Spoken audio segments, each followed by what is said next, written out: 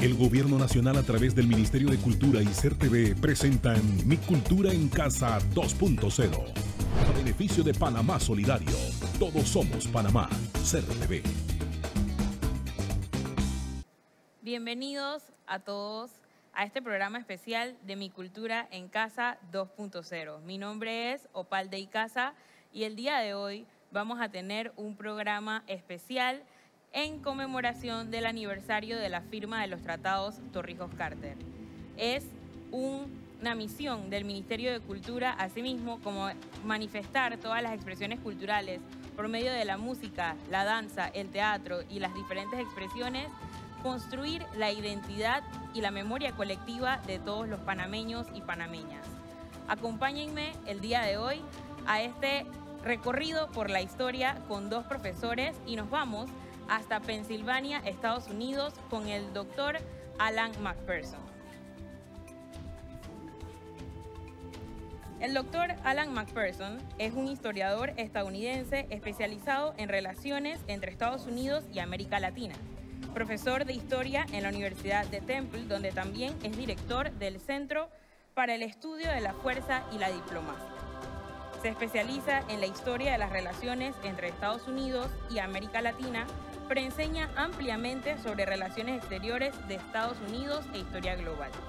Recibió su PhD en Historia de la Universidad de Carolina del Norte en 2001, después de recibir una maestría de Historia en la Universidad Estatal de San Francisco y una licenciatura en Historia y Economía en la Universidad de Montreal. Enseñó en la Universidad de Oklahoma, ha publicado 11 libros y decenas de artículos y capítulos, ha sido miembro de la Universidad de Harvard y 2 veces Fulbright Fellow. Bienvenido, doctor Alan McPherson. Gracias. Bueno, vamos a iniciar el día de hoy con un recorrido por la historia de Panamá y su relación con Estados Unidos desde 1903. Bueno, en 1903 empezamos con el tratado, ¿verdad? El tratado que los norteamericanos firmaron con los franceses para desarrollar el canal. Ningún panameño firmó el tratado y el tratado da todo alrededor del canal a los Estados Unidos y el derecho de construir el canal y de ocupar el territorio como si fueran soberanos. Entonces, el canal abre en 1915, después de 12 años de construcción, y los panameños se ven como excluidos de los beneficios del canal. Entonces, hay otros tratados, como en el 36, en el 55, que van a tratar de dar beneficios a los panameños para que puedan beneficiar del canal por las empresas y todo eso. Podremos hacerle una pequeña pregunta. Cuando Claro. usted menciona sobre el tratado Haibuno-Guarila en 1903, que ningún panameño firmó, ¿a qué se debe que ningún panameño haya participado? Sabemos que muy poco antes de esto fue la separación de Panamá con Colombia, pero ¿por qué se dice que ningún panameño participó de la creación de este tratado?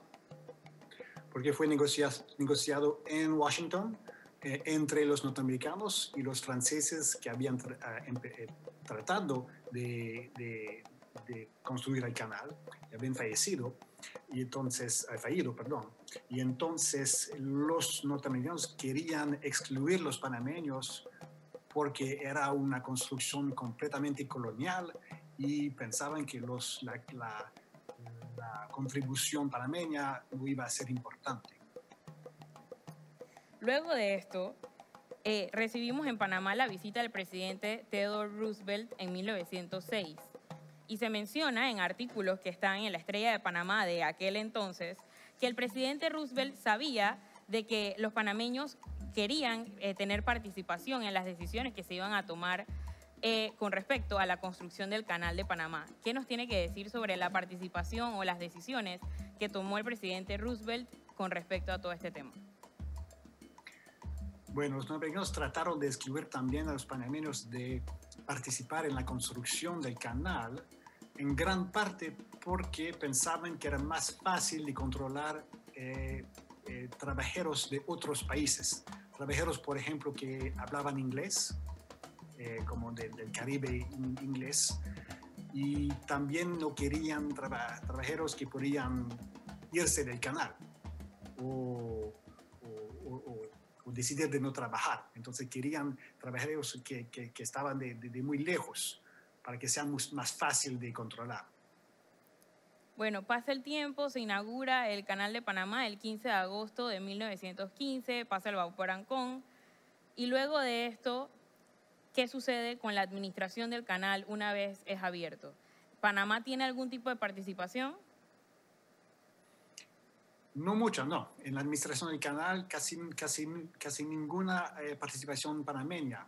Y eso fue una gran lástima, porque los norteamericanos no tenían confianza en los panameños y entonces organizaron el canal en como dos grupos. Un grupo bastante norteamericano, el Gold Roll, que se decía, que eran los administradores, los ingenieros, y un grupo de Silver Roll, que eran los jamaicanos y otros así, que eran los trabajadores más bajos, que se puedan pagar mucho menos.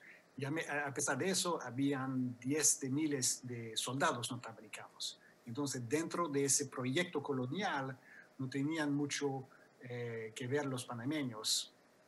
Y por eso pidieron para hacer más sobre el canal. Bueno, nos estamos acercando entonces hasta a la época de 1920. En la época de 1920 ya el canal estaba funcionando, estaba bajo la administración de los Estados Unidos, existía lo que usted bien menciona, el Gold Roll, Silver Roll. ¿Existen en 1920 o por esas fechas, existe alguna rebelión o alguna manifestación por parte del pueblo panameño a querer su soberanía, a querer entrar a la zona del canal? Todavía muy poca de ese tipo de reivindicación. Lo que existe son tensiones dentro de como panameños normales y soldados norteamericanos, porque los soldados norteamericanos que están estacionados en la zona salen de la zona para ir a buscar servicios de cualquier manera en la República de Panamá y cuando hay muchos soldados con civiles siempre hay problemas. Entonces tenemos ese tipo de cosas. Por ejemplo, los Estados Unidos decidieron en los años 10 y 15 más o menos de sacar a la Policía Nacional sus rifles. Entonces desarmarlos para minimizar las confrontaciones con los soldados norteamericanos. Y eso fue un gran insulto a los panameños. En cuanto a política exterior, en esta época histórica, ¿cómo estaba representado Panamá y su relación con los Estados Unidos en la política exterior? ¿En la política exterior de Panamá? Sí. ¿O de Estados Unidos? De Panamá. Bueno, tenían como una relación más o menos normal de relaciones diplomáticas con embajadores, pero no había muchos intercambios porque los Estados Unidos consideraban que Panamá era una república completamente divorciada de la zona del canal. Entonces, las relaciones que tenían con Panamá para Washington eran relaciones completamente distintas a las que tenían con el canal. Bien, nos acercamos un poquito más, sigue el carrito histórico moviéndose hacia la época de 1930, 1940.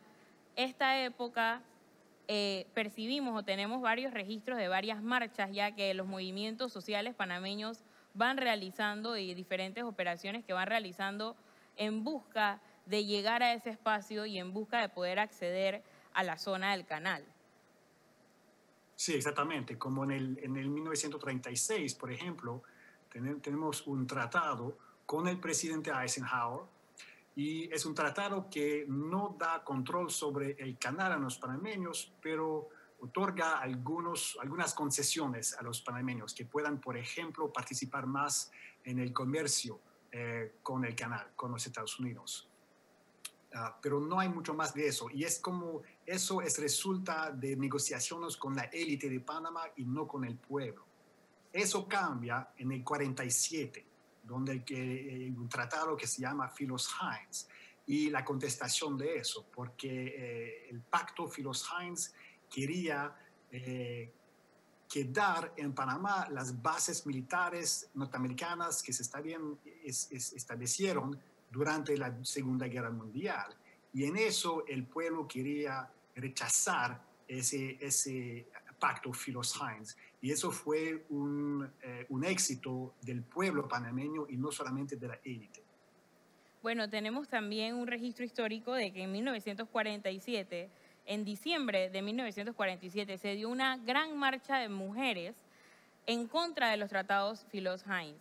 Y aquí nos hacemos la pregunta de las mujeres tenían participación tanto en Estados Unidos como en Panamá de los procesos comerciales, de los procesos políticos o los procesos administrativos que se daban con respecto al Canal de Panamá.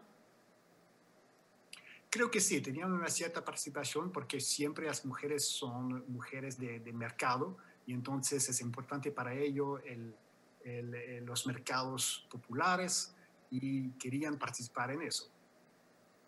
O sea que podemos decir que en las diferentes comisiones existía participación femenina dentro de esta historia. Conocemos muy pocas historias de mujeres. Sí, es una lástima. Y yo la conozco muy poco porque he investigado casi toda la historia de relaciones de Estados Unidos con Panamá en el siglo XX y hay muy poca participación de mujeres de lo que se sepa. Entonces, ojalá que algunos historiadores panameños van a encontrar mucho más historia. Le damos las gracias al doctor Alan McPherson por su participación y seguimos con más de este programa especial que trae el Gobierno Nacional a través del Ministerio de Cultura y CERTV, dándole un recorrido a la historia en el marco de la conmemoración del aniversario de la firma de los tratados Torrijos-Carter. Y seguimos con este segundo bloque. El día de hoy tenemos a otro profesor de historia, esta vez panameño. Tenemos al doctor Luis Navas Pájaro, colonense, profesor titular de la Escuela de Relaciones Internacionales de la Universidad de Panamá. Es un estudioso de las relaciones de Panamá con los Estados Unidos. Fue secretario general de la Federación de Estudiantes de Panamá, organización estudiantil de carácter nacional, caracterizada por sus luchas a favor de la educación, conquistas populares y por la descolonización del territorio panameño. También fue diputado de la República, estuvo en prisión y en el exilio. Es autor de varias obras en las que se destaca como pionero el movimiento obrero en Panamá, actual director del Instituto del Canal y Estudios Internacionales de la Universidad de Panamá. Le damos la bienvenida al profesor Luis Navas. Bienvenido.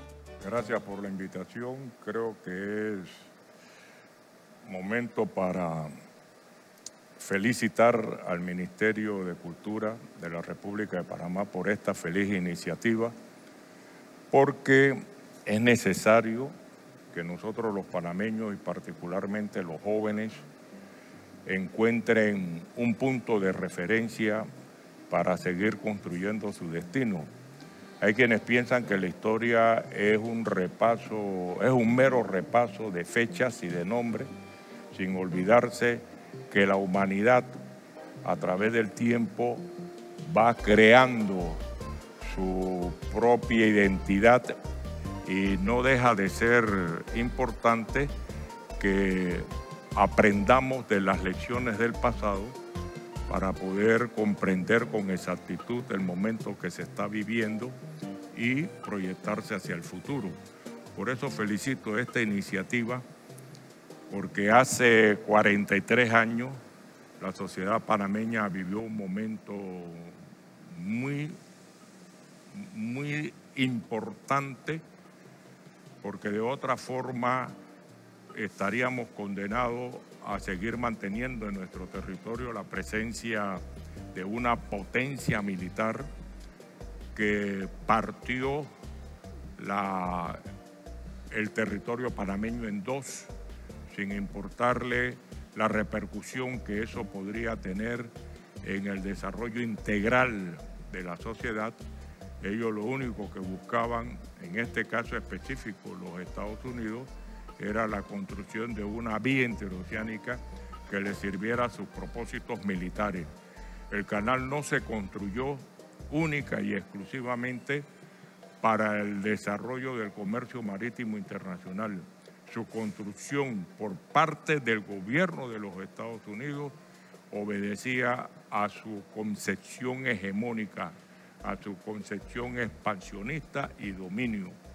Por consiguiente, nosotros éramos una mera ficha en ese tablero de ajedrez, pero dadas nuestras características, somos desde el punto de vista geográfico centroamericano, somos desde el punto de vista histórico y económico suramericano y somos además, por nuestra cercanía al Caribe, somos caribeños.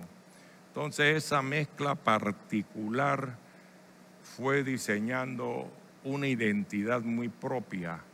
Aquí tenemos de todo y al tener de todo, esa mezcla o mezcolanza obliga a establecer cuáles son esas líneas determinantes en el ADN del ser panameño y seguir avanzando.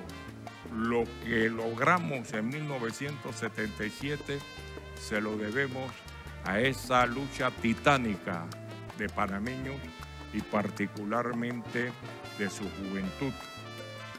No vaya usted a creer que todos los panameños estábamos a favor de descolonizar el territorio panameño.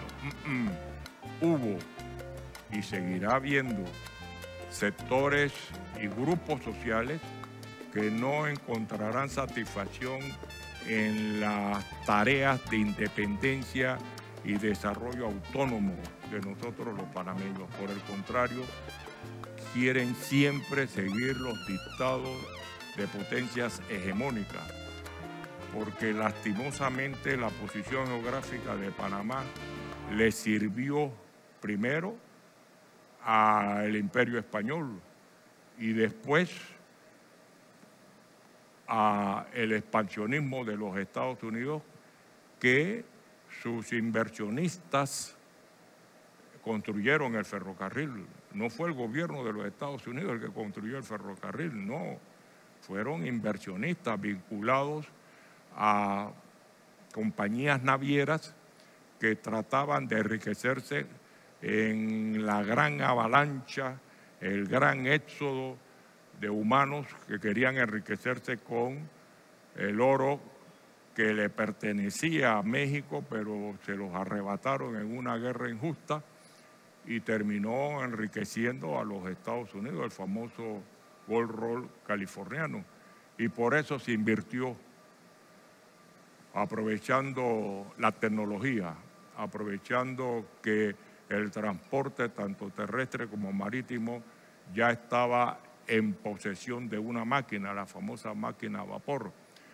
Y después de eso, la construcción del canal de Suez posibilitó que se abrieran las expectativas para construir un canal por Panamá y otra vez los empresarios, en este caso concreto franceses, invirtieran en Panamá en un intento por construir un canal. Eso fracasó aparatosamente y los franceses, muy calculadores, se vincularon a la estructura político-económica de los Estados Unidos, que en la última década del siglo XIX estaban ya en condiciones de disputar un control, no solamente en América, sino en el mundo, y se lanzan a ese control del Caribe haciéndole una guerra a España, y lo del canal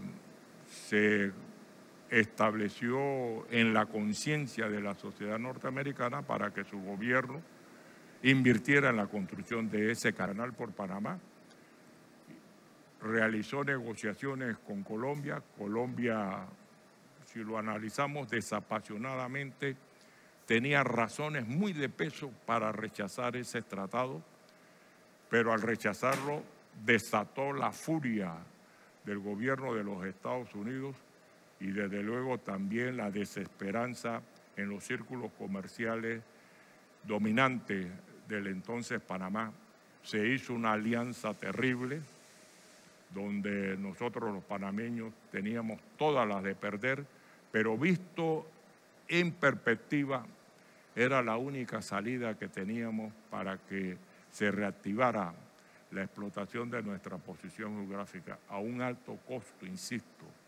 El Tratado de 1903 se redactó en términos leoninos e injustos. La concesión la otorgamos a perpetuidad, en otras palabras, por todos los tiempos, por los siglos de los siglos. Y no habían transcurrido un año cuando los sectores económicos se percataron que esa alianza era una alianza diabólica. Habíamos pactado con el mero Lucifer, hay que decirlo de manera categórica. Hubo progreso, por supuesto que lo hubo. Se saneó el Istmo de Panamá, eso es positivo. Se crearon condiciones para que el nivel y expectativa de vida aumentara. Hasta ese momento la expectativa de vida en Panamá no sobrepasaba los 50 años. Se creó por las 2 potabilizadoras en las ciudades terminales. El resto del país no le interesaba a los Estados Unidos. Se saneó el corredor transísmico. Por eso da lástima que todavía por irresponsabilidad de algunos sectores sociales nosotros tengamos criaderos de Aedes aegypti. Cuando se combatió ese mosquito, igual se controló la propagación de la malaria. En otras palabras, si no hay una perseverancia entre nosotros los panameños, pues vamos a quedar a merced de las enfermedades. Y digo esto por la coyuntura que estamos viviendo, una coyuntura severa que no solamente arropa a los panameños, sino que arropa a la humanidad. Por primera vez la humanidad se está cuestionando si va a sobrevivir o no. Por tanto, los tratados de 1977 también es el resultado de un momento en que los jóvenes se enfrentaron a la estructura colonial de los Estados Unidos, a los famosos Sonian. Y eso es lo que vamos a tratar en este segundo bloque. Invitamos a todos los jóvenes, todos los adultos, todos los que nos sintonizan a enviar sus comentarios y preguntas @miculturapma, @CERTV-Panamá, y vamos a estar en contacto.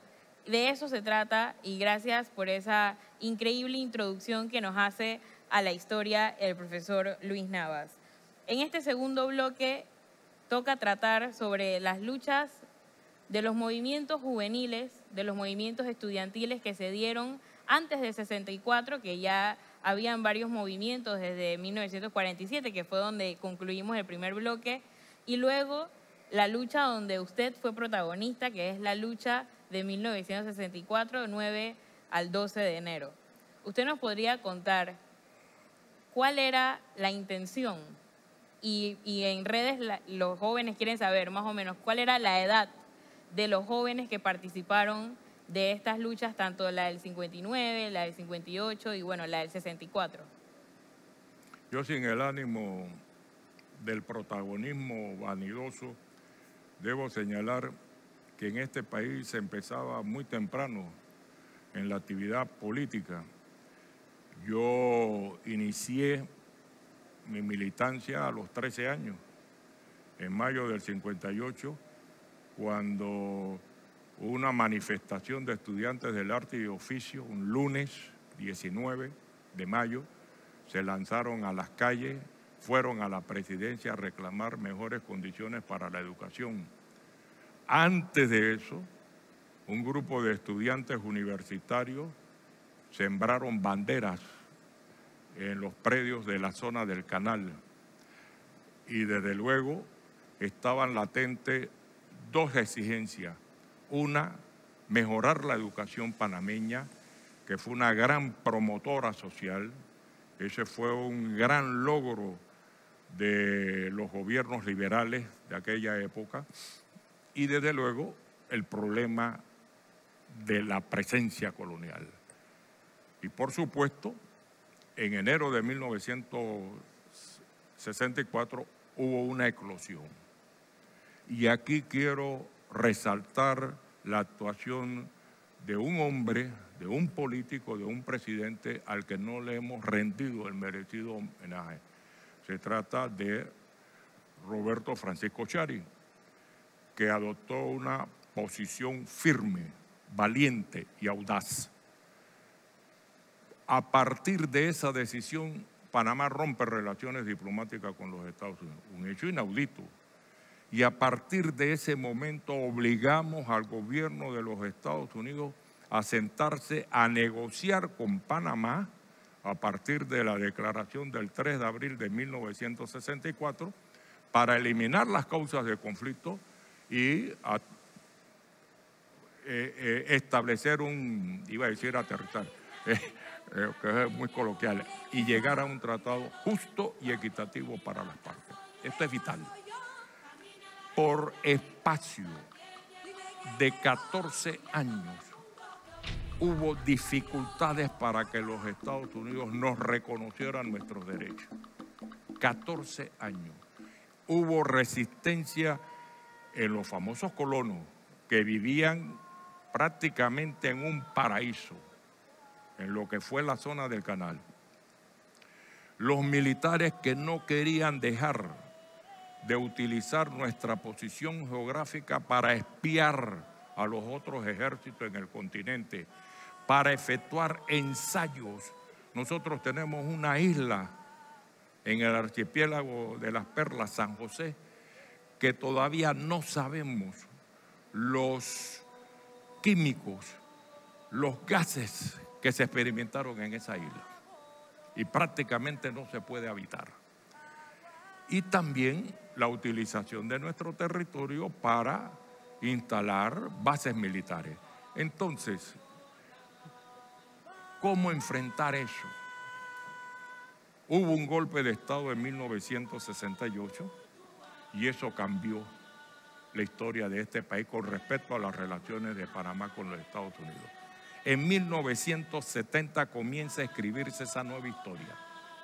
Panamá en septiembre rechaza los 3 tratados que se habían negociado y se habían presentado a la opinión pública como la solución equitativa y la solución a las contradicciones que teníamos con los Estados Unidos. Esos son los llamados tratados 3 en 1. Los 3 en 1, correcto. Junio de 1967. Los se rechaza en septiembre de 1970.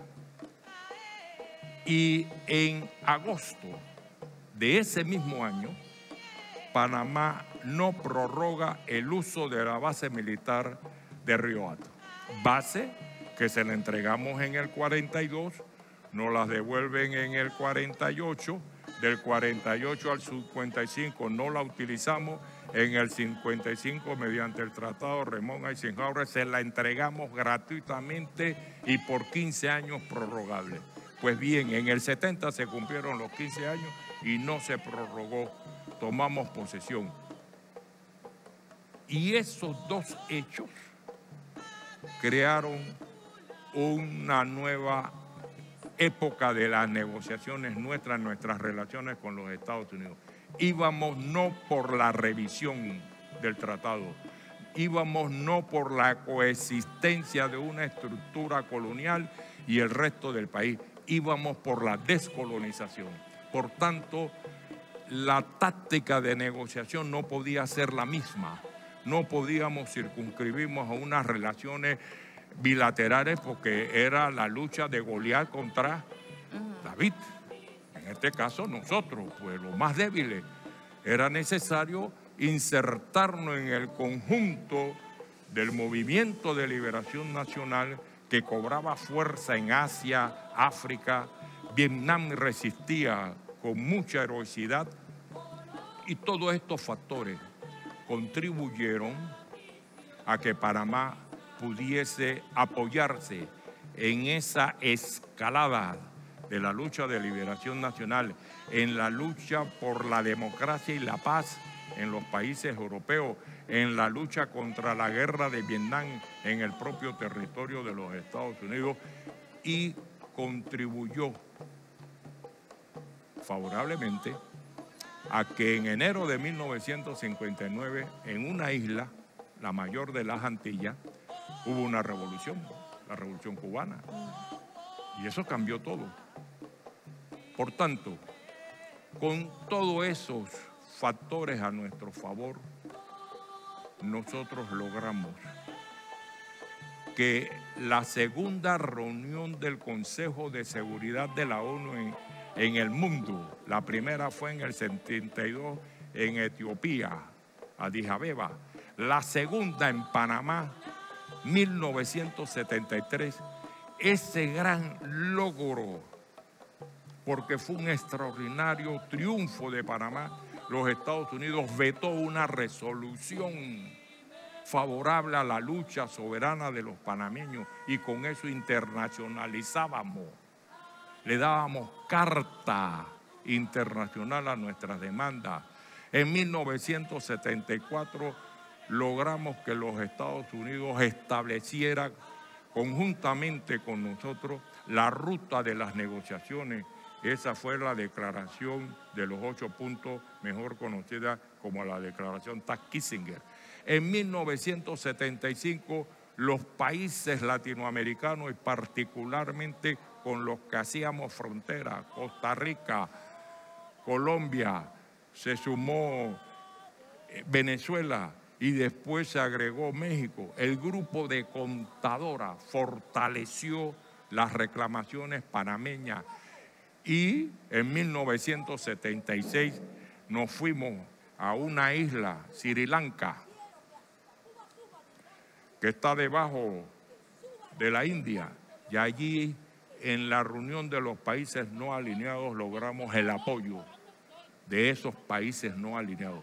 Por consiguiente, todo cuanto se hizo ayudó a que un presidente distinto en los Estados Unidos, un presidente con una concepción moral distinta, con una política hacia América Latina distinta, que llega al poder en los Estados Unidos en un momento de una gran crisis moral. El presidente Nixon tiene que renunciar por estar dedicado a la escucha ilegal o el espionaje ilegal. No estoy haciendo alusión a lo que... pero sí, es bueno señalarlo. Era un enfermo de eso, de la escucha.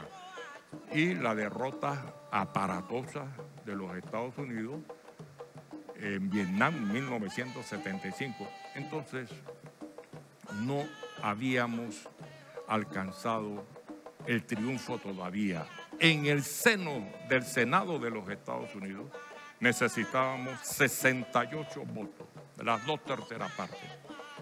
Y había resistencia. Era necesario ganar. Y para poder ganar ese apoyo, hubo necesidad de soportarle las voces atrasadas en contra de la historia de un senador joven, Denis de Concini, que introduce una cláusula perversa. El primer tratado que se entra a discutir, no crean que es el tratado del Canal, no. A ellos lo que les interesaba y les preocupaba era su presencia militar en Panamá. Por tanto, visto en la atalaya de la historia, había que situar al momento de aprobarse el otro tratado, porque el primero se aprobó en marzo y el segundo, el del Canal, se aprobó en abril. En ese segundo tratado, dada la protesta del gobierno y particularmente del general Torrijos, se introduce una enmienda de mayoría presidida por el senador Schultz, donde se aclara que el empleo el pretendido derecho que se arrogó los Estados Unidos, el empleo de sus fuerzas militares para mantener abierto el canal, no daba margen a la intervención militar. Por el contrario, esa intervención militar ya fue eliminada en las prácticas hacia América Latina desde la Conferencia de Montevideo en 1932, lo que nos sirvió en su momento en 1936 para eliminar el derecho de intervención con que nació esta República de Panamá. Nosotros, mediante nuestra primera constitución, dígase, sin sonrojo, con vergüenza, sí, pero nosotros los panameños la extendimos de la intervención circunscrita a las ciudades de Panamá y Colón al resto del país. Y por ahí hay uno que tiene una estatua, mientras que Chari no la tiene, que afirmó que nosotros habíamos aprobado ese artículo 136 constitucional para evitar que nos matáramos entre los panameños. Es decir, evitábamos matarlo entre nosotros, pero el que nos mataba era la soldadesca estadounidense. Y bueno, viendo cómo surgen estos personajes históricos desde las luchas de los movimientos estudiantiles y juveniles, surge el personaje histórico de General Omar Torrijos, quien fue el que cohesionó esta bandera de todos los movimientos populares, nacionales y juveniles y la internacionalizó alrededor del mundo, llevando que la intención de Panamá por su soberanía se convirtiera la intención de toda América Latina y de apoyar a Panamá en esta causa. Tenemos las preguntas de las redes sociales. La primera pregunta es de parte de Nicole y ella pregunta si cuando los estudiantes se organizaban para salir a la calle era por alguna idea real o era para salir de clases. No, por el contrario, siempre se tenía un propósito. Además había debate, había asamblea, había corrientes que se oponían y por supuesto los promotores tenían que explicar por qué se iba a salir a la calle. Esto no era una cuestión de seguimiento incondicional.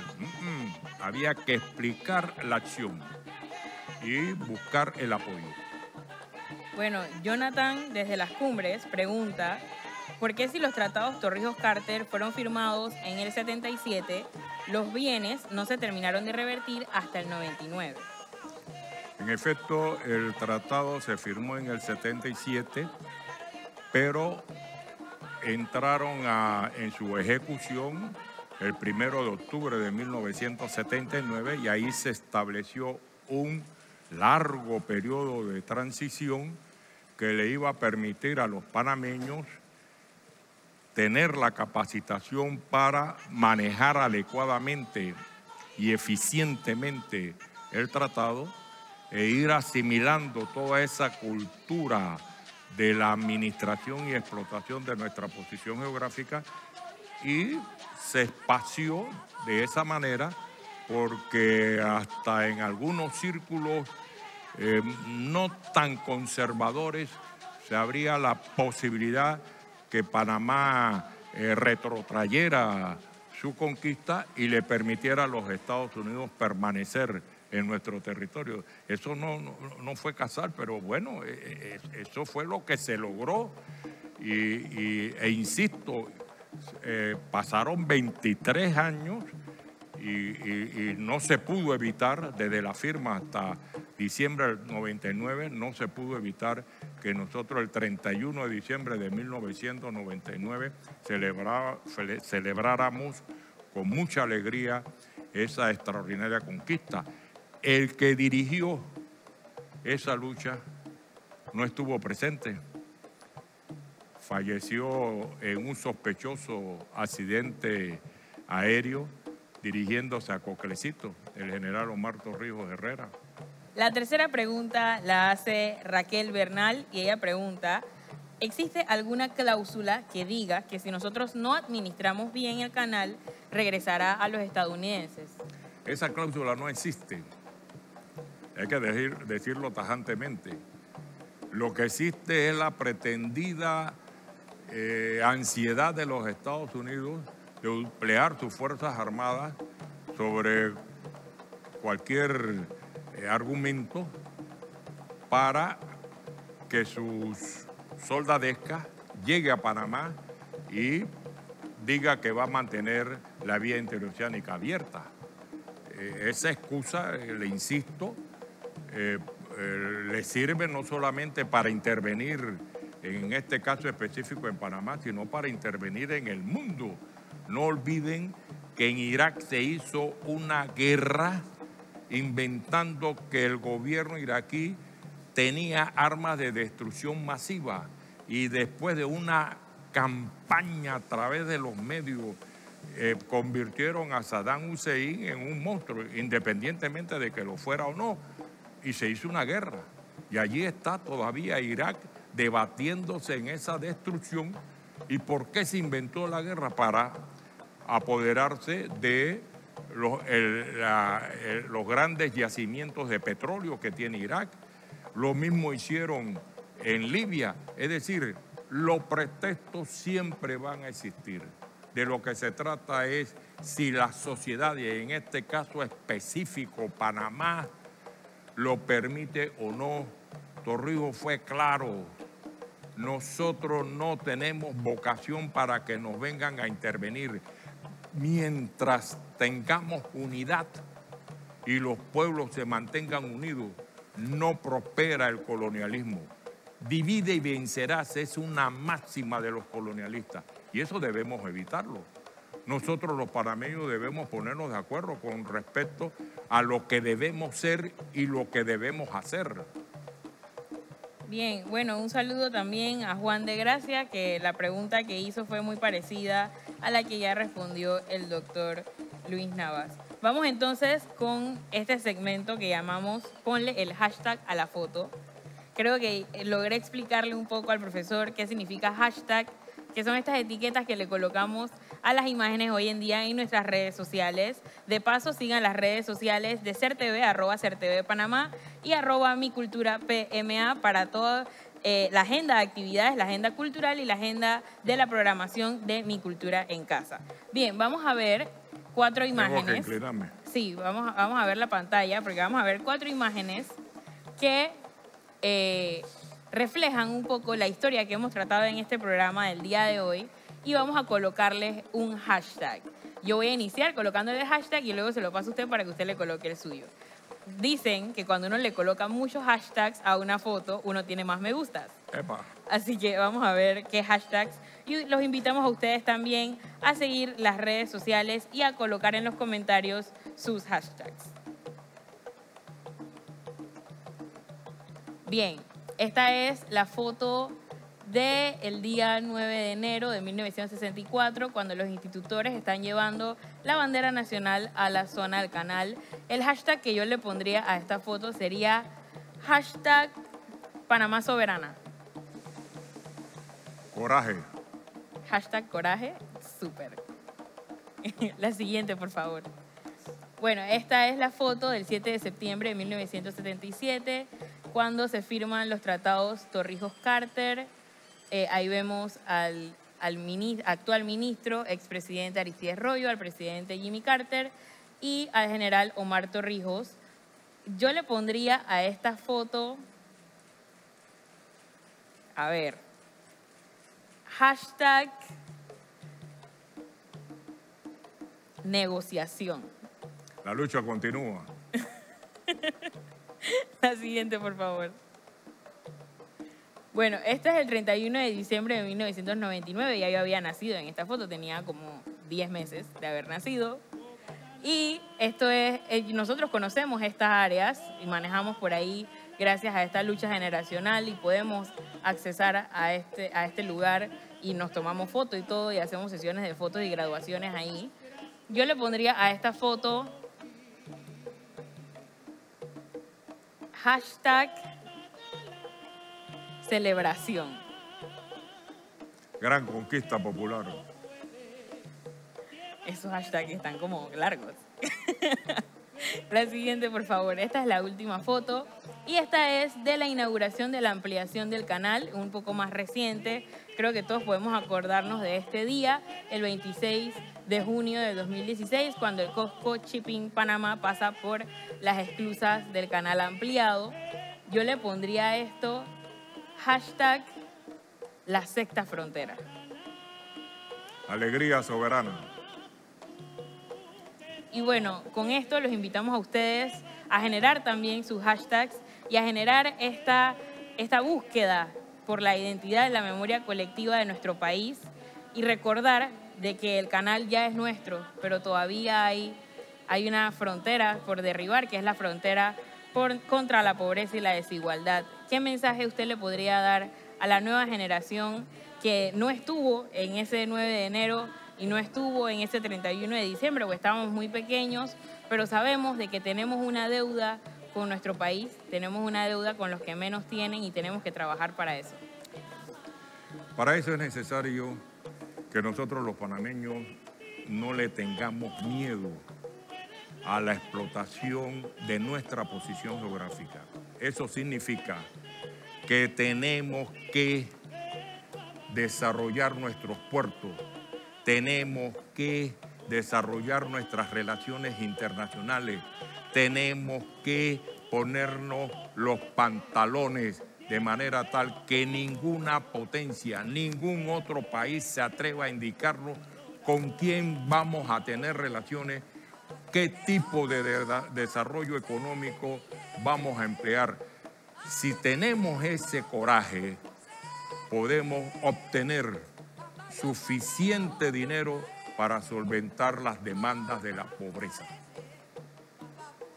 Con esto concluimos este programa especial de Mi Cultura en Casa 2.0 en el marco de la conmemoración del aniversario de la firma de los tratados Torrijos-Carter. Les agradecemos a todo el equipo de producción de SER TV, al estudio donde estamos grabando, a todos los que nos ven y a todos ustedes que están pendientes desde casa, recordarles el uso obligatorio de mascarillas, el distanciamiento social y el constante lavado de manos. Muchísimas gracias y nos vemos en la próxima. El Gobierno Nacional a través del Ministerio de Cultura y SER TV presentaron Mi Cultura en Casa 2.0. A beneficio de Panamá Solidario. Todos somos Panamá. SER TV.